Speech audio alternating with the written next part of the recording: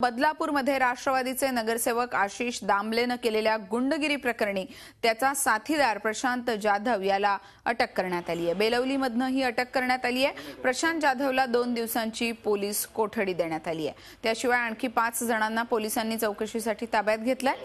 तर याआधीच दामलेचे 2 पोलीस अंगरक्षक मयूर गायकवाड आणि अनीस शेख यांना निलंबित करण्यात आलंय। मात्र असं असलं तरी नगरसेवक आशिष दामले मात्र अजूनही फरार आहे। त्याला कधी अटक होणार हा सवाल आता विचारला जातोय। बदलापूर पासून जवळ असलेल्या इनगावमध्ये नरेश रत्नाकर यांच्या घरात मंगळवारी रात्री 11च्या सुमारास 20 ते 25 कार्यकर्त्यांसह दामले घुसले। रत्नाकर यांच्याकडील बंदूक हिसकावून घेत दामलेंनी धमकावल्याचा आरोप होतोय। दामले 1 लाख रुपये घेऊन गेल्याचा आरोपही केला जातोय। हा सगळा प्रकार सीसीटीव्ही मध्ये कैद झाला। सीसीटीव्ही फुटेजमध्ये दामलेंबरोबर एक तरुणीही दिसत आहे। ही तरुणी नेमकी कोण आहे आणि आता कुठे गेली असा सवालही उपस्थित होतोय। या प्रकरणी दामलेंसह 25 जणांविरुद्ध गुन्हे नोंदवण्यात आले आहेत। या घटनेला 40 तास उलटून गेले तरी अजून दामलेचा शोध लागलेला नाही। दामले प्रसिद्धी माध्यमांना प्रतिक्रिया देतात, मात्र पोलीस त्याच्यापर्यंत का पोहोचू शकत नाहीत असा सवाल उपस्थित होतोय। गुंडगिरी करणाऱ्या दामलेला आता अटक कधी होणार हाही प्रश्न आहेच। त्याला अटक न झाल्यास उपोषणाला बसण्याचा इशारा रत्नाकर यांनी दिलाय। उपोषणाला बसणार, भले महिला तरी झाली पण कॉम्प्रोमाइज होणार नाही। मला मारून टाकला तरी चालेल, पण ज्या पोरांवर हल्ला केलेला आहे त्यांची रात्री आम्ही नावं SMS करून पाठवले का बाबा त्यांना तरी तुम्ही उचला, आणि ते 2 पोलीस आहेत त्यांना उचला। ते तुम्हाला सांगते का तुम्ही अंगरक्षक आहात, त्यामुळे गाडी नंबर तुम्हाला माहिती आहे। 7 गाड्या भरून पोरं आली होती। मग तुम्ही भेटायला आला होतात का दरवाजा टाकायला आला होतात? काचा फोडल्यात, गाड्या फोडल्यात, आता ते सगळे पैसे भरून द्यायला तयार आहेत, गाडी भरून द्यायला तयार आहे। तुम्ही आशिष दामलेला हजर करा कुठल्या वेळ, आणि तो आता ॲट प्रेझेंटला फिरतोय इथे गावात, तरी सांगतो तो सापडत नाहीये। हे जे घडलं बाबांबद्दल हे खूप चुकीचं घडलेलं आहे। त्याने जे पोरं म्हणजे 50 पोरं जे आणले, 40-50 पोरं, ते त्यांनी म्हणजे इथे जे केलं म्हणजे हंगामा संपूर्ण आम्ही सर्व पाहिले येऊन ते इथे वस्तुस्थितीमध्ये तोडफोड सगळं म्हणजे बाबांना मारहाण केली, त्यांच्या मुलांना मारहाण केली। ते हे खूप चुकीचं घडलेलं आहे। आणि तो जे बोलतो काही इथं गैर सर्व चालते, हे काही इथं चालत नाही। आम्ही इथं दर गुरुवारी येतो असं पूजेसाठी। आम्ही इथे इनगावामध्ये येतो। इनगाव हे इतकं शांत जागा आहे की इथं येऊन तुम्ही मानसिक शांती तुम्ही प्राप्त करू शकता, पण इनगावापर्यंत लोक येऊन इथं दहशत माजवत आहेत। म्हणजे लोकांची मजल कुठल्या लेवलपर्यंत वाढलेली आहे हे आपण बघू शकतो। आणि याच सगळ्या विषयावर बोलण्यासाठी आपल्या सोबत आपले प्रतिनिधी चंद्रशेखर भुयार आहेत। चंद्रशेखर, आशिष दामलेला आतापर्यंत पोलिसांनी अटक केलेली नाही, कधी होणार ही अटक याबद्दल काही समजतंय का? दामले प्रतिक्रिया देत आहेत फोनवरती प्रसिद्धी माध्यमांना, पण पोलिसांना मात्र सापडत नाहीत। नक्कीच हा खरा विषय आहे की प्रसार माध्यमांना दामले प्रतिक्रिया देत आहेत, मात्र अजूनही ते पोलिसांना सापडत नाहीयेत। रत्नाकर आहे, नरेश रत्नाकर हे आरोप करतायत की दामले हे बदलापूरमध्ये फिरतायत, मात्र तरीही ते पोलिसांना का भेटत नाहीयेत हाच मोठा प्रश्न आहे।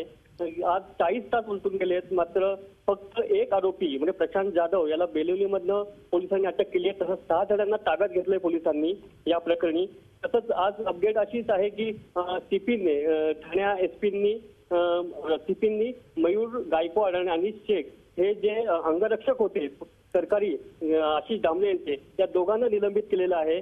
आणि एवढीच आज ती काय अपडेट या 40 तासामध्ये झालेली आहे। मात्र जे आशिष दामले आहेत जे प्रमुख आरोपी आहेत ते मात्र अजून पोलिसांच्या ताब्यात भेटत नाहीयेत। धन्यवाद चंद्रशेखर या तपशिलाबद्दल। आशिष दामलेला आता अटक कधी होणार हाच सवाल विचारला जातोय। राष्ट्रवादी नगरसेवक आशिष दामलेच्या गुंडगिरीमुळे बदलापूर पुन्हा एकदा चर्चेत आलाय। मात्र राजकीय गुंडगिरीची ही काही पहिलीच घटना नाही। बदलापूरच्या इब्रतीला गालबोट लावणाऱ्या घटनांचा आढावा घेणारा हा खास रिपोर्ट बदलापूर के गुंडे। बदलापूर डोंबिवलीनंतर सांस्कृतिक शहर म्हणून स्वतःची ओळख निर्माण करणारा बदलापूर, मात्र गेल्या 2-3 वर्षात इथं जो राजकीय हिंसाचार उसळलाय त्यामुळे बदलापूर बदनाम झालाय। आरटीआय कार्यकर्ते अरुण सावंत आणि वांगणे इथं शिवसेना नेते रवी पाटील यांची हत्या झाली। 2013 मध्ये बदलापूरचे भाजपचे माजी नगरसेवक आणि महाराष्ट्र प्रदेश कामगार संघटना सरचिटणीस शरद म्हात्रे यांच्यावर गोळीबार करण्यात आला। 2014 मध्ये गांधी चौक परिसरात भर दिवसा राष्ट्रवादी काँग्रेसचा शहर उपाध्यक्ष योगेश राऊत याच्यावर गोळीबार करण्यात आला। एप्रिल 2014 मध्ये बदलापूर शिवसेनेचे उपशहर प्रमुख आणि माजी नगरसेवक मोहन राऊत यांची 2 अज्ञात इसमांनी गोळ्या झाडून हत्या केली. एप्रिल 2015 मध्ये कुळगाव बदलापूर पालिका निवडणुकीच्या पार्श्वभूमीवर शिवसेना उपशाखा प्रमुख आणि रिक्षा चालक केशव मोहिते याची निर्घृण हत्या करण्यात आली. आता राष्ट्रवादीचा नगरसेवक आशिष दामले या एका सुशिक्षित राजकारण्याचा खरा चेहरा सीसीटीव्हीमुळे जगासमोर आलाय. शहरावरून राजकीय गुन्हेगारीचा नांगर फिरत असताना इथल्या लोकांचं दैनंदिन जगणं मुश्किल झालंय. हे सर्व रोखण्यात पोलीस यंत्रणा सपशेल अपयशी ठरत असल्यानं कसं जगायचं असाच प्रश्न बदलापूरकरांना पडलाय. आचार्य आत्र्यांपासून सावरकरांपर्यंत अनेक लोकांनी या गावाला, टिळकांपासून आंबेडकर पर्यंत, बाबासाहेबांपर्यंत अनेक लोकांनी या गावाला भेट दिलेली आहे. आणि असं हे सांस्कृतिक गाव जेव्हा वाढत चाललंय त्यावेळी ही कुठली गुन्हेगारी प्रवृत्ती इकडे शिरायला लागलेल्या आहेत. कधी गोळीबाराच्या स्वरूपात होत आहेत, लूटमार होतीये, फसवणुकीचे गुन्हे चाललेले आहेत. हे कधीच बदलापूर नव्हतं आमचं. नगरसेवकांनी जे कृत्य केलं ते खूपच लाजिरवाणं कृत्य आहे.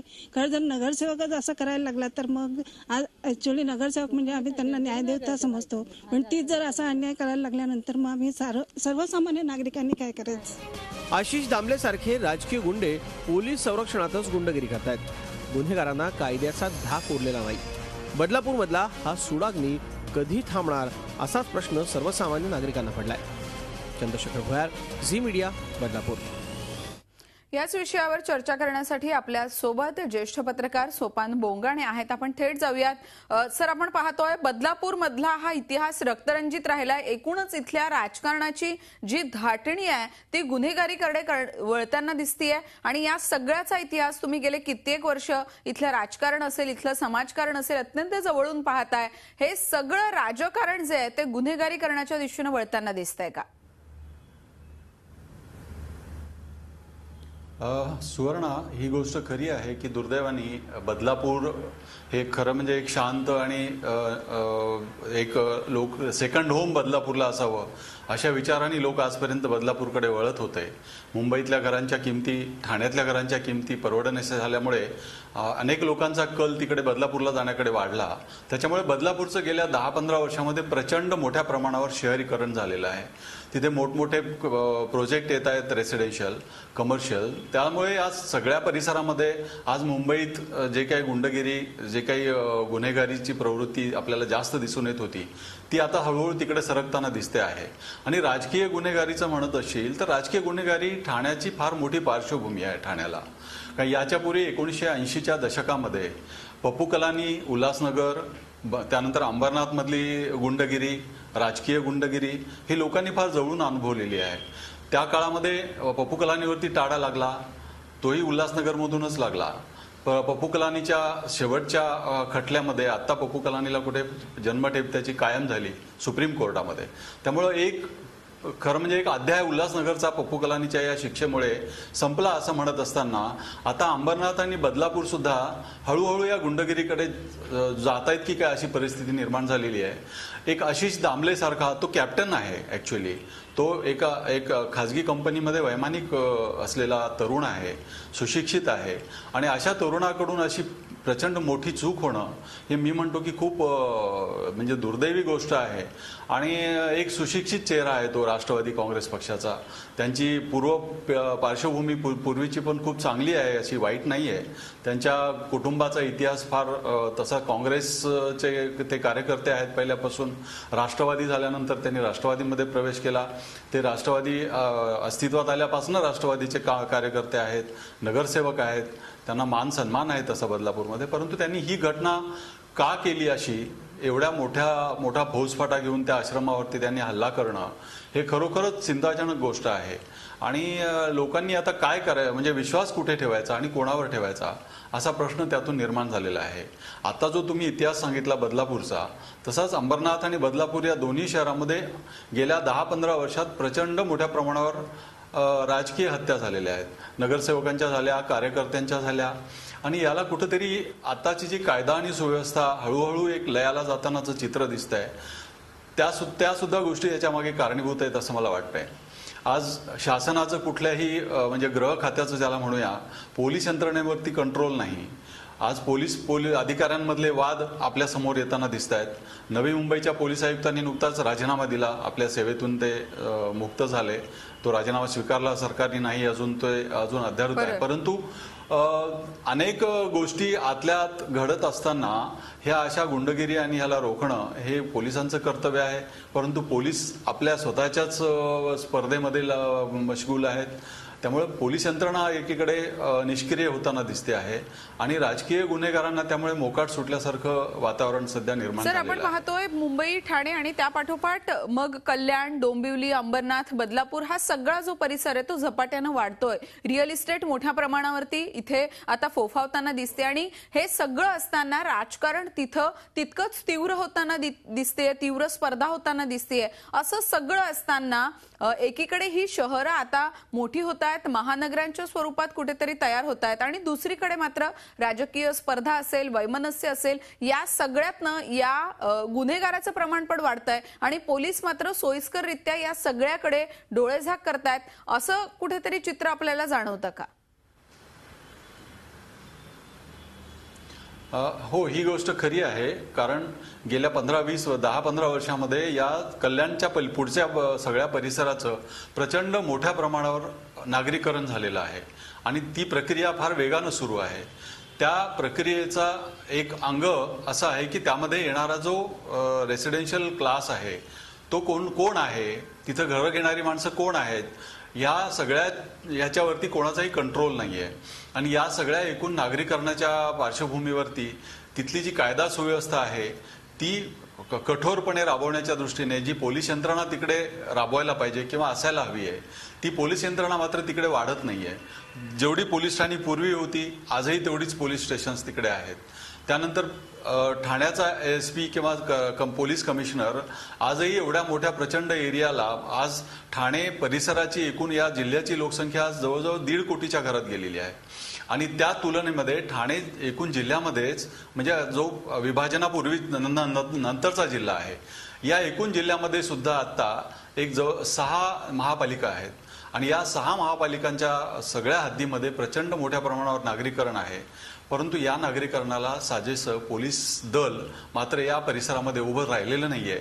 आता मध्यंतरी पोलिसांमध्ये जे काही वादविवाद आणि हत्या झाल्या मुंबईमध्ये, तर त्या पार्श्वभूमीवर मध्ये जेव्हा आढावा घेण्यात आला तेव्हा जवळजवळ ठाणे कमिशनरेटमध्ये 1,500 पोलिसांची संख्या कमी असल्याचं निष्पन्न झालं. म्हणजे पोलीस अधिकारी वारंवार अहवाल पाठवतात, पोलीस भरतीच्या दृष्टीने विनंती केली जाते, पोलिसांना कोणत्याही सोयी सुविधा नाहीयेत, पोलिसांकडे वाहनं नाहीयेत, पोलिसांकडे अत्याधुनिक हत्यारं नाहीयेत. अशा परिस्थितीमध्ये पोलिसांवरती या वाढत्या लोकसंख्येची कायदा आणि सुव्यवस्था राखणं हे प्रचंड मोठं आव्हानात्मक काम आहे. बरोबर आहे सर. आणि त्यामुळे या गोष्टी जास्त वाढत आहेत आणि राजकीय, कारण लोकसंख्या वाढतीये पण कायदा सुव्यवस्थेच्या सुधारणा अपेक्षित त्या अद्याप झालेल्या नाहीत. तुमच्याबरोबर ही चर्चा आपण अशीच सुरू ठेवणार आहोत. बदलापूर दामले प्रकरणावर आपण चर्चा करतोय. सोपान बोंगाणे आहेत आपल्यासोबत. सर, आशिष दामलेला अद्यापपर्यंत अटक होऊ शकलेली नाहीये, यामागची नेमकी कारणं काय वाटतायत आणि पोलिसांची सगळी लाईन ऑफ ऍक्शन पाहता कधीही अटक होईल असं दिसतंय? नाही, याच्यामध्ये काय आहे की हे राजकीय मंडळी आहे सगळी. म्हणजे जी कोणी राजकीय मंडळी गुन्हेगारीमध्ये आहे त्यांच्या बाबतीमध्ये पोलिसांचा थोडासा वेगळा दृष्टिकोन असतो. कारण पोलिसांवरती, यंत्रणेवरती प्रचंड दबाव असतो, राजकीय दबाव. तो कोणत्याही पक्षाचा कार्यकर्ता असेल तरी सुद्धा आजकाल पोलिसांवरती जो दबाव आहे तो प्रचंड आहे. पूर्वी सुद्धा असायचा, पण पूर्वी काही पोलीस अधिकारी हे कोणत्याही दबावाला न झुगारता, न जुमानता झुगारून देताना दिसत होते. पोलीस, कारण पप्पू कलानीने जेव्हा इंदर भतीजाची हत्या केली आणि पप्पू कलानी फरार झाला त्यावेळेला 1984, 85, 86ची गोष्ट आहे, त्या काळामध्ये सुद्धा पप्पू कलानी अनेक महिने, जवळजवळ 2 ते 3 महिने फरार होता. परंतु पोलिसांना तेव्हा सामरासारखं अमरजितसिंह सामरासारखे पोलीस कमिशनर होते ठाण्यामध्ये, त्या पोलीस अधिकाऱ्यावरती त्याही काळात प्रचंड दबाव होता. परंतु कोणत्याही दबावाला न जुमानता त्यांनी त्यांना शेवटी अटक केली आणि त्या पप्पू कलानी विरुद्ध टाळा लावला होता. म्हणजे जो कठोर कायदा होता त्या काळातला. अशा केसेसमध्ये थोडा वेळ जातो कारण अनेक तऱ्हेचे दबाव असतात, राजकीय दबाव. त्यामुळे शासनावरती सुद्धा सरकारी, आता गृहमंत्री खुद्द मुख्यमंत्रीच आहेत खरं म्हणजे, परंतु तरी सुद्धा पोलिसांची जी एकूण वर्तणूक आहे याही प्रकरणामध्ये पोलिसांना माहीत नाहीये का आशिष दामले कुठे आहेत. आशिष दामले कसेही असतील, कोणीही असले तरी आशिष दामलेंनी एक गुन्हा केलेला आहे. आज ते 40-50 लोकांना घेऊन तिथे जातात, लाठ्या घेऊन जातात. ते त्यांचं अंतर्गत काही त्याच्यामागे कारण असू शकेल, परंतु त्यांच्या हातून जर एवढा मोठा गुन्हा घडलेला आहे तर आशिष दामलेंचा पत्ता पोलिसांना मिळत नाही असं कसं होऊ शकतं. बरोबर आहे. म्हणजे याच्यामध्ये थोडक्यात काय आहे की राजकीय दबाव फार मोठ्या प्रमाणावर असतात आणि या दबावापोटी 2 दिवस 4 दिवस ढकलले जातात पुढे.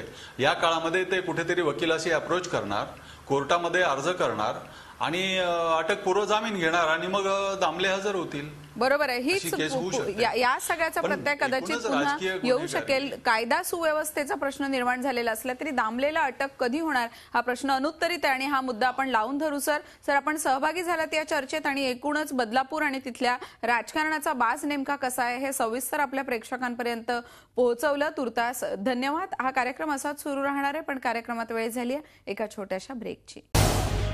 झी 24 तास रहा एक पाऊल पुढे.